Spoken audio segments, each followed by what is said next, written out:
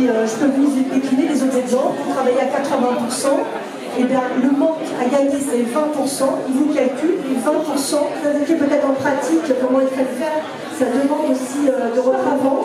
Ça va bénéficier aux salariés du privé. Je vais vous dire quand même votre hiérarchie. Donc, en général, on invite les salariés à faire leur demande de retraite progressive 6 mois applicable dans votre structure.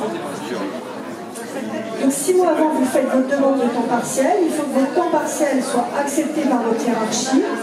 Et ensuite, vous le préparez. Je veux d'abord saluer la démarche de la ville, de son maire et de son équipe municipale qui organise ce forum qui correspond tout à fait aux démarches que nous souhaitons voir développer à l'échelle du département. Parce que comme ça a été indiqué par Stéphane tout à l'heure, nous sommes le département le plus jeune d'Île-de-France, mais donc celui qui vieillit le plus. Et d'Île-de-France, nous sommes celui qui va connaître la plus forte progression du nombre de retraités dans les 15 ans qui viennent. Donc il faut qu'on se prépare à cette mutation. Le département, évidemment, est responsable de beaucoup de politiques sociales.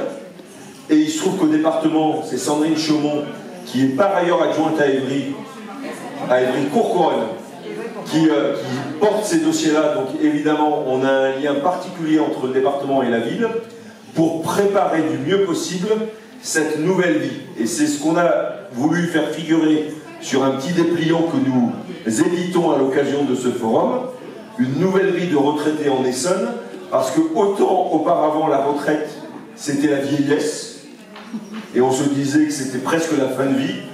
Aujourd'hui, lorsqu'on arrive à l'âge de la retraite, on a statistiquement beaucoup d'années en bonne santé. Et donc, c'est un nouveau temps qu'il faut appréhender. On le fait, nous, évidemment, avec la Caisse nationale d'assurance vieillesse, qui est le contact pour tous les nouveaux retraités. Mais l'idée, au travers de ce guide et de la mobilisation de tous les services du département, et évidemment des services communaux qui voudront bien travailler avec nous, c'est de montrer toutes les possibilités qu'il y a sur le territoire pour profiter de cette nouvelle vie.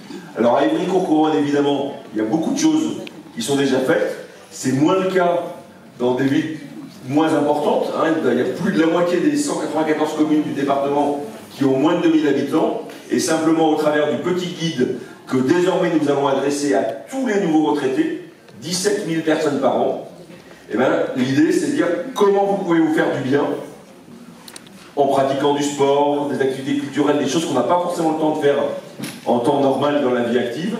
Et puis aussi comment on peut faire du bien aux autres, parce que la retraite, ça veut dire aussi plus de temps disponible. Et donc, on le sait, il y a beaucoup de retraités qui s'engagent comme bénévoles dans quantité d'associations. Et ça, pour nous, c'est très précieux. Donc, on veut également l'encourager. Et simplement, là-dedans, il y a plein d'idées, plein de contacts à prendre. Et on souhaite que ce petit guide vous permette tout simplement de vivre la plus longue et la plus paisible retraite ici, en Essonne et à Évry-Courcouronnes. Merci à vous.